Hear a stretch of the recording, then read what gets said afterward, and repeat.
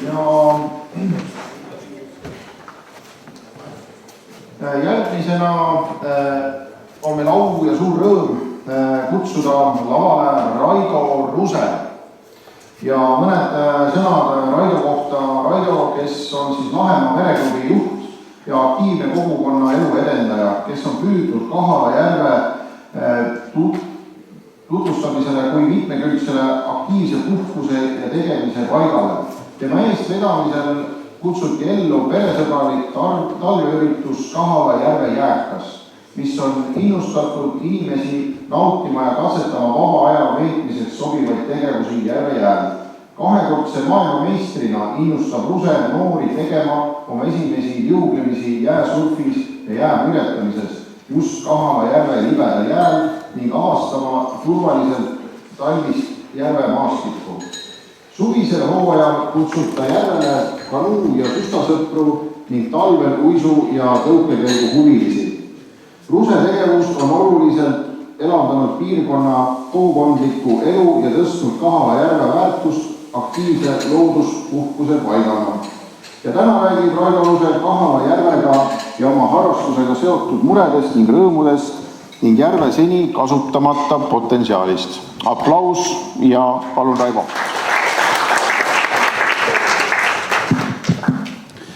Tervist kõigile, et teil on juba pikk päev siin selja taga. Aitäh meeldiva sellise sissejuhatuse eest.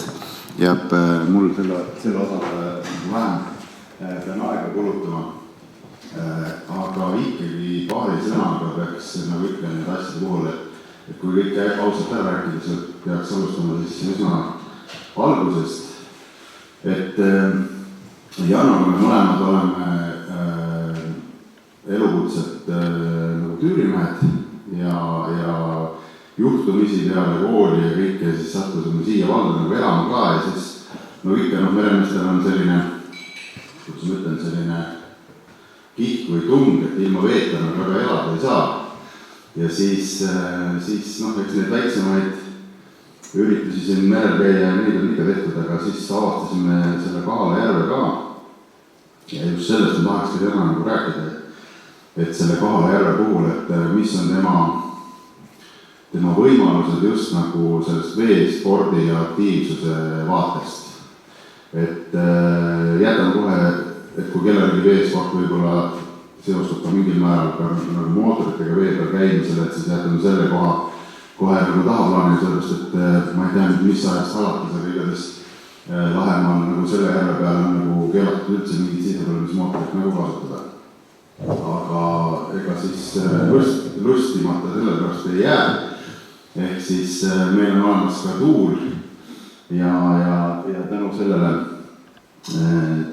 ma olen siin pannud siis kokku sellise väikse ka esitluse nagu sel teemal või võimaluste osas, et mida see Kahala järv oma tegelikult üsna suure pinnaga ja kõrgel merepinnast, et kui ta on 3–4 ruutkilomeetrit, mis see täpne on, siis 3,6 3,5 jah, et siis ta on üsna kõrgel ka merepinnast ja tal on niimoodi, et kaldast 2/3 on tegelikult, kui me võtame siis üsna madala nagu haljastusega, et tal ei ole nagu segavaid kaldajooni, tal ei ole segavat metsa seal. 2/3 võib-olla nagu liialdatud võib-olla siis siuke poole, see natuke üle poole, just ma mõtlen sealt nende detailide poolt. Ja siin pildi pealt on näha, see on üks mõnus talvine pilt, see on natukene madalalt tehtud, et siis tundub see lumekiht nagu hästi selline paks, aga tegelikult on ta selline kuskil 15–20 sentimeetrit. On näha siin esimesed suusajälg on sisse tehtud. Nii. Ja tulekski selle aasta juurde oli 2017, ma mäletan, kui Janna tuli minu juurde, et teeks nagu selle järvega seonduvat nagu siis mingi sellise tallise nagu, tegelikult oli see nagu, et vastapäeva asemel, et teeks nagu sellise hoopis jääka. Ja eks ta siis ongi nüüd need mõned korrad, mis on teinud olema seda Kahala jääkat, on olnud kuskil veebruari-märtsi kuus. See on niimoodi, et on juba jäädel kasvatanud selline noh, on olnud aastaid kuskil 30-40 sentimeetrit, kuna ta on ikkagi madal ja mage vesine, siis ta nagu jätab kiiremini ära ka. Ja siis 2017 aasta nagu 3. märts käisime siis vaatamas, et noh, mis siin siis teha on. Tegelikult oli üks päev nagu selle esimese ürituseni nagu jäänud ja siis oli selline 10 sentimeetrit vett oli kõik nagu vajatud. Siis ütlesin, noh, ega muud ei ole, et ütleme inimestele, et tulge siis kummikutega. Et kui suusaga ei saa või saatmaga peale. Ja mis siis juhtus järgmisel päeval oli niimoodi, et öösel oli teinud -10 või -15 niimoodi, et sellest täitsa piisas, et see kõik oli jääs. Ja nii hästi, et ilus sile jää, nagu näete, siin oli, ma arvan, esimese korraga võiski läbi käia ka üks 300 inimest, ma arvan, Peepe Leelo ja teie perelist võib-olla oskab seda hinnata ka, et see oli päris korralik, noh, meil alustades parkimise muredega sinna terve see tee ja see kurved olid kõik autosid täis, aga just, et kui palju rahvast sealt ikka läbi jooksis. Aga lõppkokkuvõttes, et noh, meie jääme nagu rahule, eks ta oli üks pingeline päev kõigile korraldajatele, nagu ikka sellise suur ürituse puhul. Noh, me tegelikult ei arvanud, et nii palju nagu rahvast ja huvilisi juba. Ja siis läkski niimoodi, et koondasime sinna ka mõned sportlased, ise ma tol hetkel tegelikult selle alaga üldse veel ei tegelenud selle jääsurfiga. Et ma kutsusin lihtsalt palju nagu sellised inimesed, kellele on see juba nagu ikkagi hobiks olnud mõnda aega. Ja nii me siis rahvale nagu tutvustasime erinevaid selliseid jääpeal veetmise nagu võimalusi ja üldse, mis see Tallinn nagu on ohtude ja ühed küll võludega, teist küljest ohtudega. Siin on näiteks üks veteran sõitja Kalev Allikaja, kes meile tutvustas sellist huvitavat ala, et ta on kombineerinud nagu suve purjetamise talve sõiduvahendiga. Et jää või siis jää peal sõitmiseks on siis vaja suiske või suuskasid, et selle sama purjega nagu siis sõita. Liigume siin nendest nobedalt edasi, sest neid üritusi oli siin jah mitmed, ma olen kokku kogunud lihtsalt mõned näited. Noh, jääkelgud näete siin, siis toodi monoklassi, teemklassi jääpurjekad, siis jääpurjekamine on Eestis olnud nagu tegelikult ikkagi üsna selline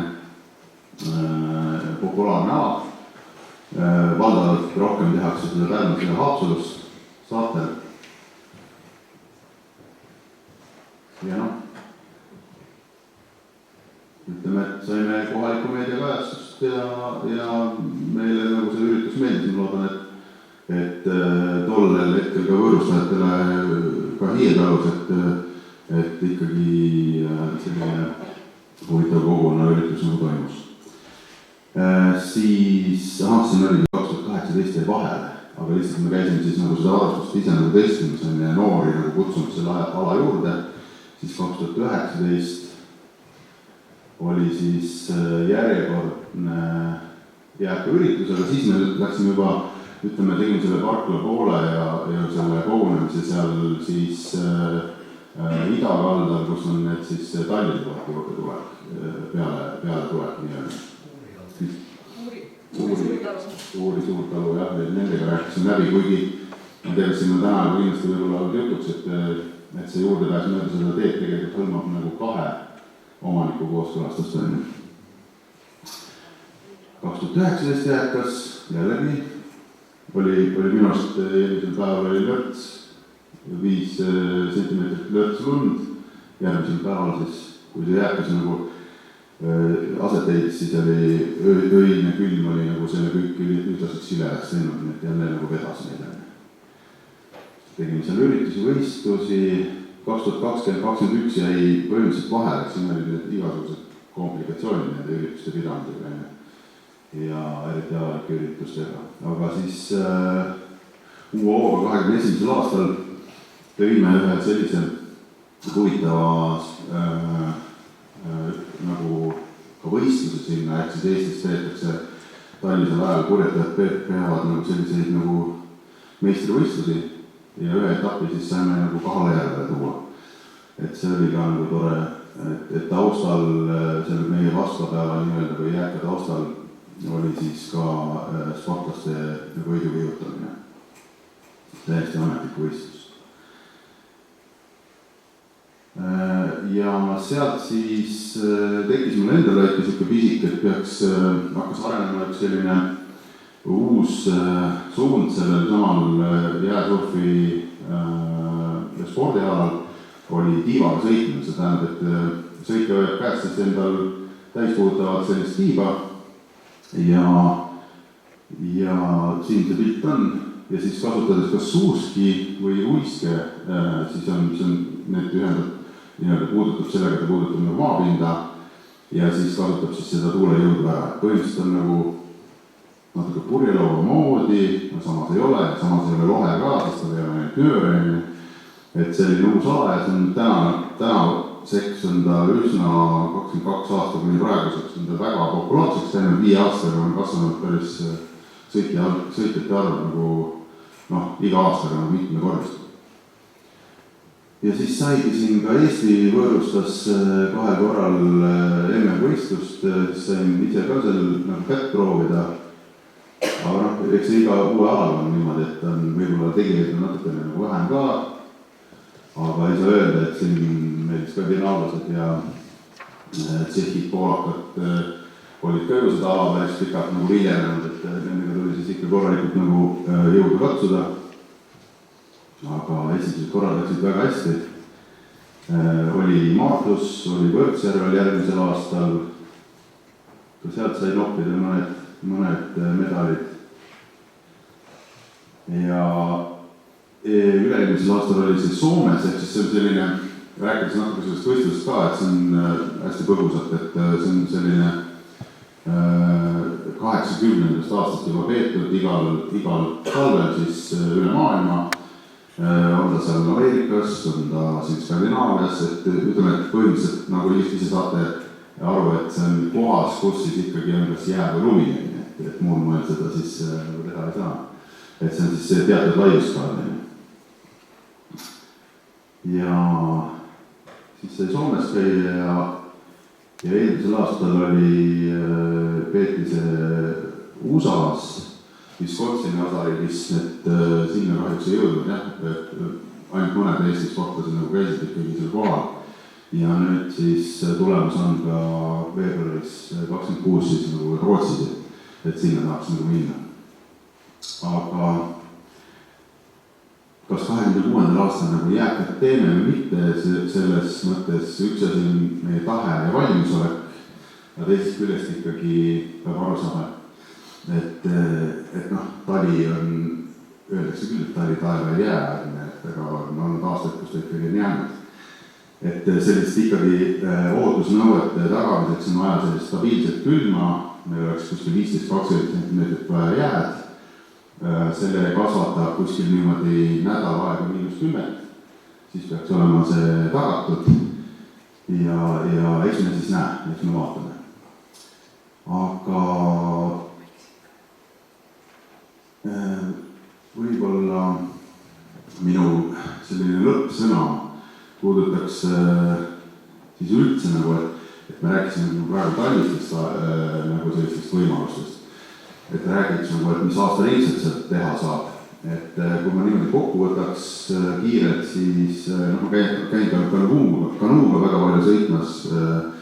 Iga kevadine siin saab käia seal Võhand maratonil, et see on selline mõnus avapauk nagu hooajale. Aga kui ma nüüd ütlen, et millised võimalused on Kahala järvel veesõidukiga sõitmiseks, on sellised ütleme ujuvvahendid, millel ei ole sülist. Ehk siis tal ei ole uime, tal ei ole kiilu, nii et võib olla heal juhul näiteks suhkulaud. Ehk siis täna on püsti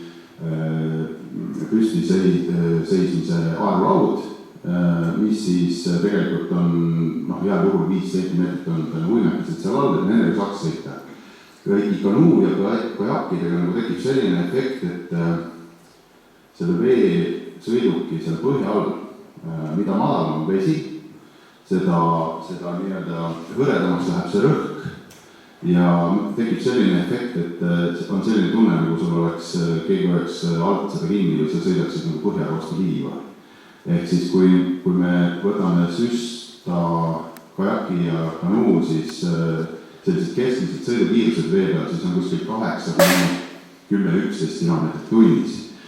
Kui me läksime Kahala järve peal nagu siis trenni tegema, seal on kohati nagu 50 centimeetrit vett, aga kanuu on 4,5 meetrit pikk. Istub kuskil 15–20 centimeetrit vees, sõltub sõitjate raskusest ilmselgelt ja kohe tekkis, kella pealt vaatad, et kus see keskmine kiirus on, et siuke 5–6, see tähendab, et kuskil 25% võttis selle vee sügavuse tõttu nagu kaotasime nagu kiirusest. Trenni mõttes on ju hea tegelikult, et alati pannakse endal mingi raskus taha, et siis nagu ju treenid rohkem, et siis on võistlustel nagu kergem. Aga jah, selles mõttes on mingid takistused nagu on. Aga ta liugab, ütleme, et me ei seisnud koha peal ja tegime selle Kahala järve tiiru ilusti 8 kilomeetrit ära ja tegelikult sooja saab teha. Siis teine võib-olla, ma ei saa öelda, kas puudusele, see tuleb ju sellest elukeskkonnast, mis seal järves on, et ta ei ole nagu läbipaistev see vesi. Et samamoodi saaks ka näiteks, ei oleks võimalik näiteks või mingit efekti ei oleks nende klaaspõhjaga kanuude kasutamisel. Et mida väga edukalt näiteks tehaksegi seal Norra allika puhul Tapa vallas või siis Äntu Sinijärv.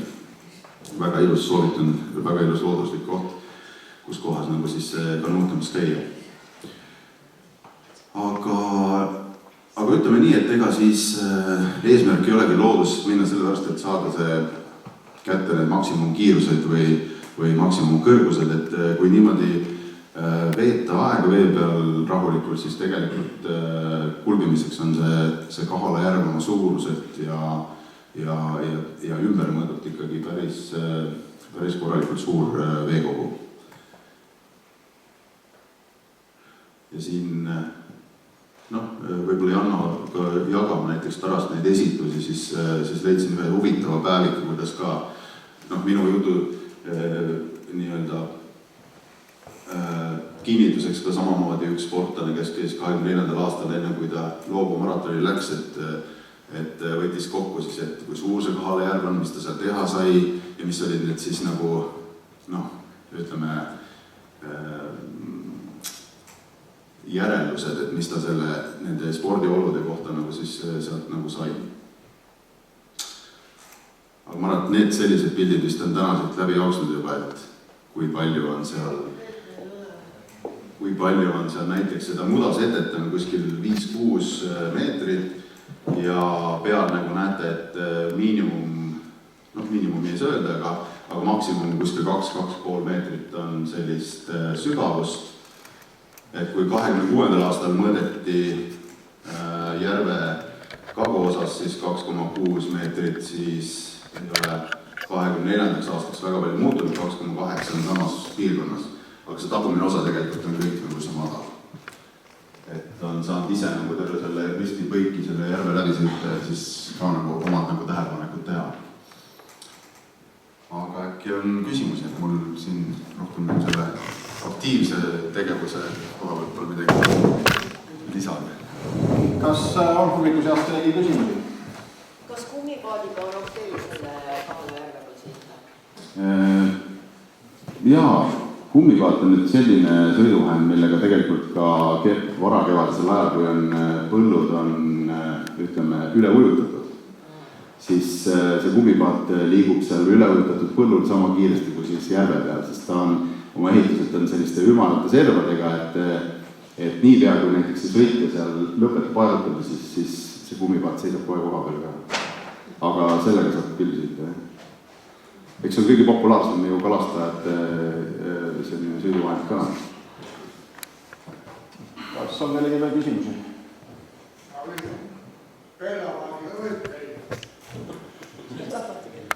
No Pellapaadi süvis on, ma arvan, et mitte rohkem kui sa nüüd mõtled seda vana Bellaparki tugevat B-ga, siis selle süvis on, ma arvan, samamoodi selline 20 sentimeetrit, et aerude ja aerupaadiga tegelikult on, ka Hiietalu on olemas oma paadid ja pakub neid võimalusi, et tegelikult, seda võib ise kogema.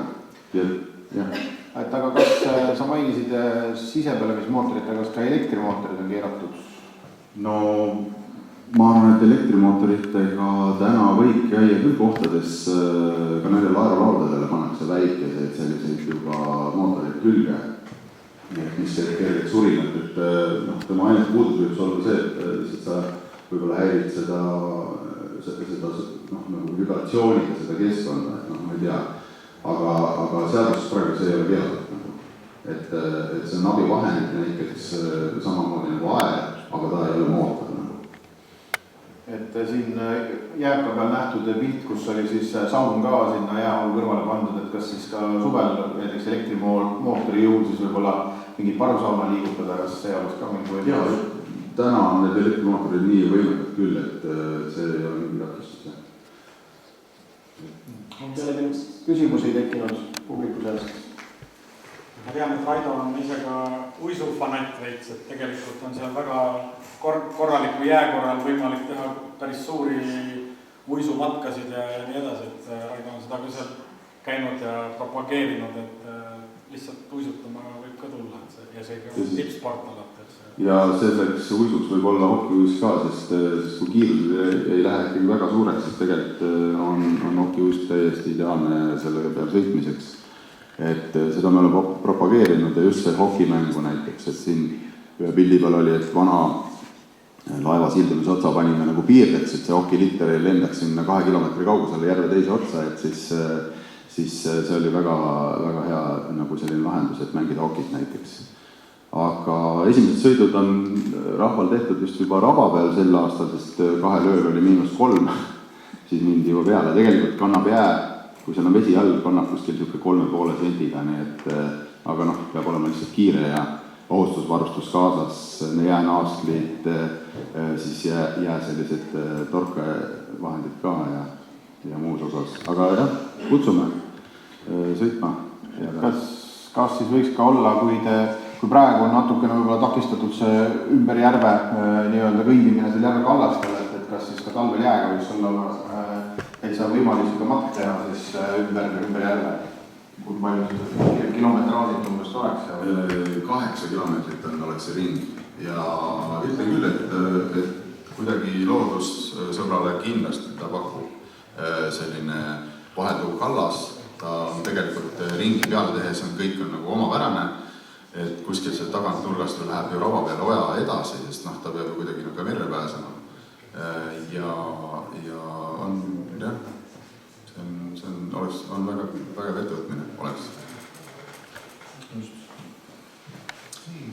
On meil kellegi tekib küsimusi? Ei ole hetkel nii, et suur tänu. Tänud teile, et